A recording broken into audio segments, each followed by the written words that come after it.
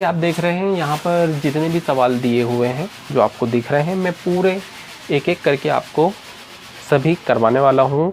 तो धैर्य रख के आप मेरे वीडियो को क्रम बाई क्रम देख सकते हैं। और अगर आपको ऐसे समझ में नहीं आता तो आप प्लेलिस्ट में जाके इस पूरे वीडियो को देख सकते हैं। जैसा कि आपको थंबनेल में जितने सवाल दिए हुए हैं मैं सब करवा रहा हूँ।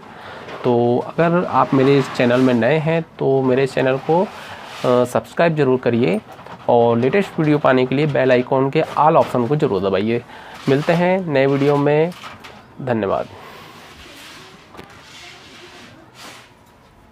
चलिए, हमारा सवाल है प्रश्न क्रमांक 9, निम्न को P बटे Q के रूप में लिखिए जहां P और Q पूर्णांक है तथा Q बराबर नहीं है शून्य के, मतलब कि जो हर है वो 0 के बराबर नहीं है। तो पहला सवाल हम देखते हैं। पहला सवाल है हमारा P बटे Q के रूप में हमको किसको लिखना है। तो पहला सवाल है हमारा 0.2 को, ठीक है। तो सीधे सीधे P बटे Q के रूप में अगर हम इसको लिख सकते हैं, यहाँ पुनरावृत्ति नहीं हो रही है और डैश डैश भी नहीं लगा हुआ है हमारा, जैसे कि ये सवालों में लगा हुआ है डैश डैश, ऐसा नहीं लगा है। तब हम सीधे सीधे इसको 0.2 और इसका दशमलव हटाने का काम करते हैं। तो दशमलव हटाने के लिए कैसे करेंगे हम, तो इसको हम लिखेंगे 0.2 और एक संख्या के बाद दशमलव है तो दशमलव के नीचे हम 1 लिखेंगे और ये 2 है तो उसकी जगह में हम 0 लिखेंगे, मतलब दशमलव के बाद जितनी संख्या उतना हम 0 लगा देंगे।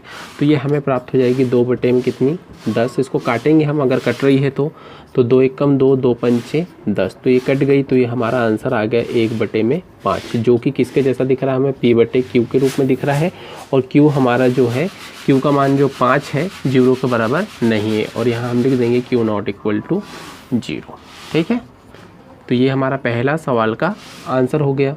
अब इसी प्रकार हम देखते हैं दूसरा सवाल। तो जो दूसरा सवाल है हमारा वो क्या बोल रहा है हमारा, तो 0.888 और डैश डैश डैश है, ठीक है। तो दूसरा सवाल देखते हैं क्योंकि यहाँ जगह कम पड़ेगी हमें। चलिए दूसरा सवाल देखते हैं हम। दूसरा सवाल है हमारा 0.888 1 2 3 ऐसे डैश डैश लगे हुए हैं।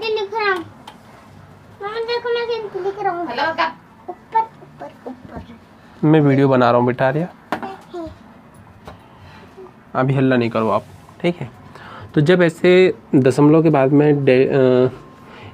एक ही संख्या की पुनरावृत्ति होती है तो जितनी संख्या की पुनरावृत्ति होती है उसके उतने 0 वाली संख्या से हम गुणा करते हैं। तो यहाँ पर दशमलव के बाद में हमारी कितनी संख्याओं की पुनरावृत्ति हो रही है, एक संख्या की पुनरावृत्ति हो रही है। तो हम इसके बराबर सबसे पहले क्या करेंगे, x मान लेते हैं। तो x बराबर से हम ले लेते हैं 0.888 डैश डैश डैश।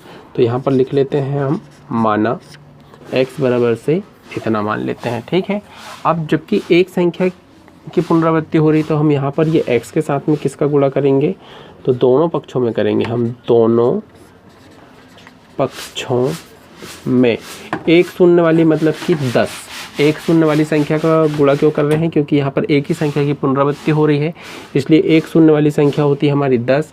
तो दोनों पक्षों में 10 से गुणा करने पर, ठीक है, 10 से गुणा करने पर। तो यहाँ हो जाएगा हमारा 10x बराबर से, जब 10 का गुणा यहाँ होगा तो ये एक संख्या आगे चला जाएगा तो ये हो जाएगा हमारा 8.888 डैश डैश डैश, ऐसा हो जाएगा, ठीक है। तो थोड़ा सा हमको यहाँ पर ये ध्यान रखना है कि ये गुणा करने के बाद में जो हमें संख्या प्राप्त होती है और ये जो हम मानते हैं, ये जो माना हमने करे हैं, यहाँ इसको हम घटा लेते हैं। जैसे कि 8.888 डैश डैश डैश से हम 0.888 को अगर घटाते हैं तो हमें कितना प्राप्त होता है, 8 में से 8 गया तो 0, 8 में से 8 गया तो 0, 8 में से 8 गया तो 0 दशमलव यहाँ प्राप्त होता है हमको 8। तो हम इसको लिख सकते हैं कितना, हम इसको लिख सकते हैं 8 धन कितना 0.888 डैश डैश डैश, ठीक है, इतना लिख सकते हैं। तो ये थोड़ा सा ध्यान रखिएगा प्रोसेस।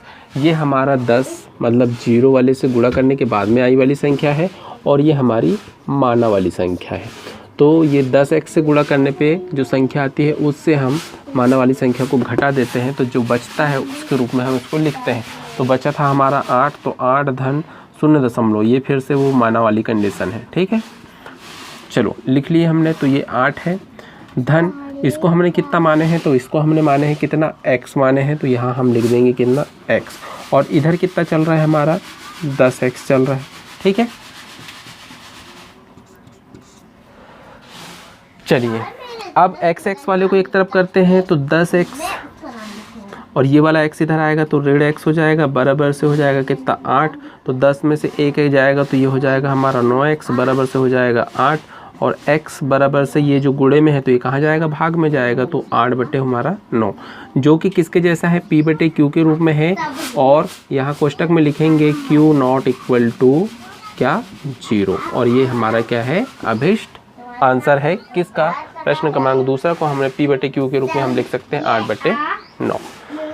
तो ये वीडियो आपको पसंद आया होगा तो इसे लाइक करिए और अपने दोस्तों में शेयर कीजिए, और इसी प्रकार के लेटेस्ट वीडियो पाने के लिए हमारे चैनल को सब्सक्राइब कीजिए। चलिए मिलते हैं नए वीडियो में। सभी स्टूडेंट को एक बात कहना था कि अगर आप इस वीडियो में नए हैं और पहली बार इस वीडियो को देख रहे हैं तो मेरे इस चैनल को आप सब्सक्राइब कर लीजिए और लाइक करें, शेयर करें, और फिर मिलते हैं नए वीडियो में नई एनर्जी के साथ। जय हिंद, वंदे मातरम।